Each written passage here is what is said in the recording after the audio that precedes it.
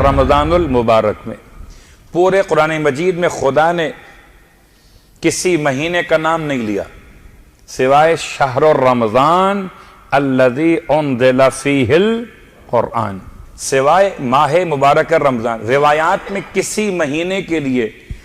یہ تلفظ میں احترام کی تاکید نہیں، جیسی تلفظ میں تاکید احترام ماہ رمضان کی ہے۔ یہاں تک کہ روایت امام موسی کاظم علیہ السلام کی بارگاہ مقدس اللہم صلی کہ یہ مت کہو کہ رمضان آ گیا، رمضان شروع ہو گیا، بلکہ جب بھی رمضان کا نام لو تو احترام کے ساتھ لو۔ میں چونکہ نقل کر رہا ہوں قول معصوم کو، اس لیے میں نے الفاظ استعمال کیا روایت کے اس اعتبار سے کہ رمضان آ گیا اور رمضان چلا گیا۔ امام فرماتے ماہ رمضان کے بارے میں تمہیں کیا معلوم کہ رمضان کیا ہے؟ وہی جملہ جو استعمال ہوا وما ادراک ما لیلۃ القدر وما ادراک ما شہر رمضان، اور تمہیں کیا معلوم کہ شہر رمضان کیا ہے؟ امام فرماتے ہیں اگر کبھی تم نے ماہ رمضان کے تلفظ میں احترام نہیں کیا تو یاد رکھو پھر تمہیں کفارے کے طور پر صدقہ دینا چاہیے۔ اگر کسی انسان نے جانتے بوجھتے ہوئے کہ تلفظ ماہ رمضان کا احترام روایات نے اس انداز سے تاکیداً بیان کیا ہے،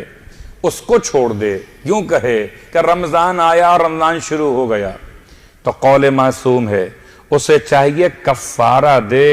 بطور صدقہ اس عمل کے انجام دیے جانے پر۔ اس کے بعد فرماتے ہیں کہ اگر انسان ماہ رمضان کے تلفظ کے احترام کو ختم کر دے تو اسے چاہیے کفارے میں صدقہ بھی دے اور روزہ بھی رکھے۔ اس اعتبار سے ایک ذمہ داری بن گئی کہ جب بھی کبھی آپ لفظ استعمال کیجئے پورے 11 مہینوں میں آپ کہہ سکتے ہیں محرم، اور اچھی بات ہے محرم الحرام، آپ کہہ سکتے ہیں سفر، اچھی بات سفر المظفر، کہہ سکتے ہیں رجب، اچھی بات رجب المرجب، آپ کہہ سکتے ہیں شعبان، اچھی بات ہے شعبان المعظم، آپ کہہ سکتے ہیں اور دیگر مہینوں کے نام احترام سے لیں تب بھی مناسب ہے، احترام کے بغیر لیں تب بھی کفارہ واجب یا مستحب نہیں ہوتا۔ البتہ ماہ مبارکہ رمضان کے نام میں تلفظ کرتے ہوئے احترام کو بطور مستحب مؤکد بیان کیا گیا۔ اب انسان جب بھی کبھی نام لے گا تو ماہ مبارکہ رمضان شروع ہو گیا۔ اللہ کے رسول نے عجیب جملہ استعمال کیا، ہم تو یہ کہتے ہیں کہ ماہ مبارکہ رمضان شروع ہو گیا، اللہ کے رسول نے یہ نہیں فرمایا ایھا الناس قد اقبل الیکم۔ دو باتیں ہیں، یا تو میں آپ کے پاس جاتا ہوں یا آپ میرے پاس آتے ہیں، اور جو چل کر جاتا ہے اس کا مرتبہ اور ہو جاتا ہے، جو چل کر نہیں جاتا اس کے مقابلے میں۔ چھوٹی سی مثالیں ہیں، آپ اپنے محاورتاً کہتے ہیں کہ پیاسا ہمیشہ پانی کے پاس جاتا ہے، پانی کبھی پیاسے کے پاس چل کر نہیں آتا۔ یا شہزادی کونین جناب سیدہ فاطمہ الزہرا سلام اللہ علیہ کا جملہ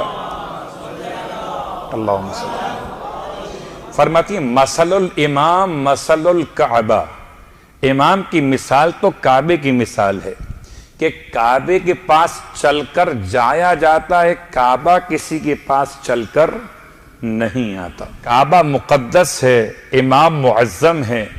پانی انسان کی طلب اور ضرورت ہے، انسان چل کر وہاں تک جائے گا، یہ مقدس اشیاء اس تک نہیں آئیں گی۔ لیکن عجیب بات، پروردگار کی کتنی تعریف بیان کیجئے کہ ہم چل کر ماہ رمضان تک نہیں گئے، ماہ رمضان چل کر ہم تک